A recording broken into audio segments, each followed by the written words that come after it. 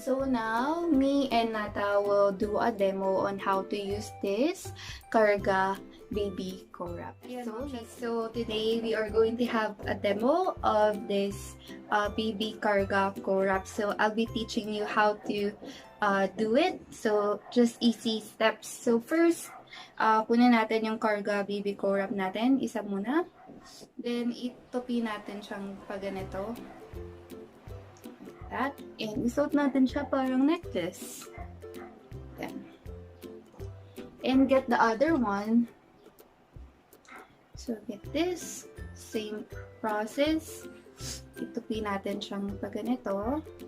Then, isuot din natin. Yan.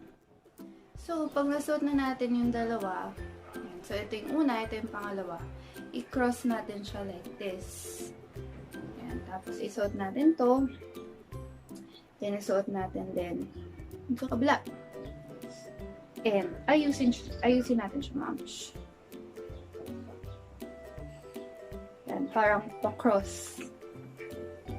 At sa likod, ayusin natin para hindi mahirapan yung likod natin.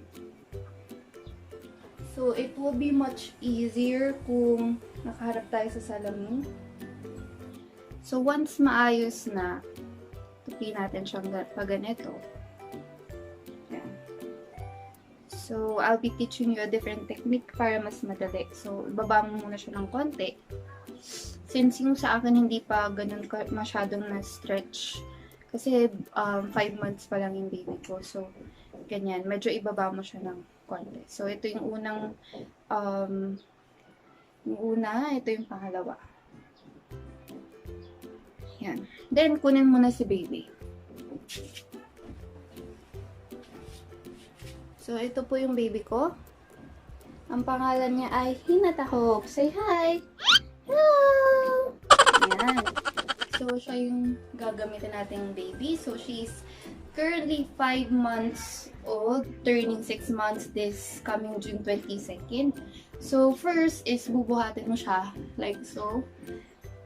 And, iangat mo siya ng konti, like that. Yan. So, kaya na niya yung likod niya. But, pag baby pa si baby, like 0 to 3 months, support natin siya. Then, after, ito yung una, ito yung pangalawa. So, sa pangalawa, kunin mo to, then ipasok mo yung paa niya. So, you will not, like, ikaw mag-a-adjust sa paa ni baby, but, i-a-adjust mo yung itong fabric since stretchable naman siya.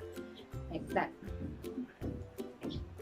Yan. So, taas mo dito. Then, ito, i-position mo na sa entire butt ni baby. Tapos, pwede mong ipasok yung kamay niya. Like that. So, ganyan kadali. And on the other side, buhatin mo siya ulit on the other side. And buhat like this. And kunin mo naman tong first. Pasok mo lang like that. And support pa rin. Ingatan si baby. Taas mo to. Pwede mong ipasok yung kamay niya sa loob.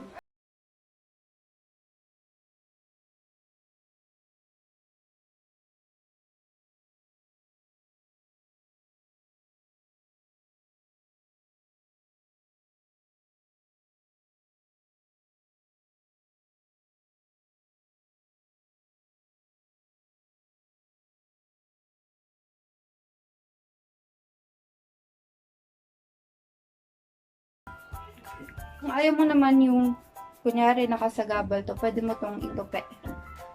Like that. So, on the other side. Yeah. And, pag newborn pa si baby, like 0 to 3 months, I would recommend bumili ka ng belt. May nabibiling belt to support the back of the baby para mas may extra support sa back niya. But since si baby kaya na yung likod niya, then no need. So, pwede mo pa rin i-support yung likod ni baby. Yan. Just to be sure na, diba, hindi siya mapapano. But, this one is really safe and secured. So, ayan. So, happy baby siya kasi kasama na si mama. Kasi ito, napaka-clingy na bata and gusto niya palagi kami magkasama. So, this is very helpful for a mom like me. Yeah. And now, if gusto mo naman ng alisin baby from your Cargaco wrap, so,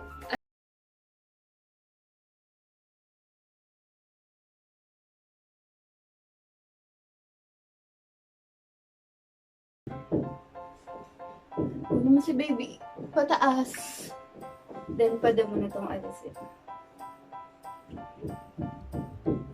So, that's it for our demo.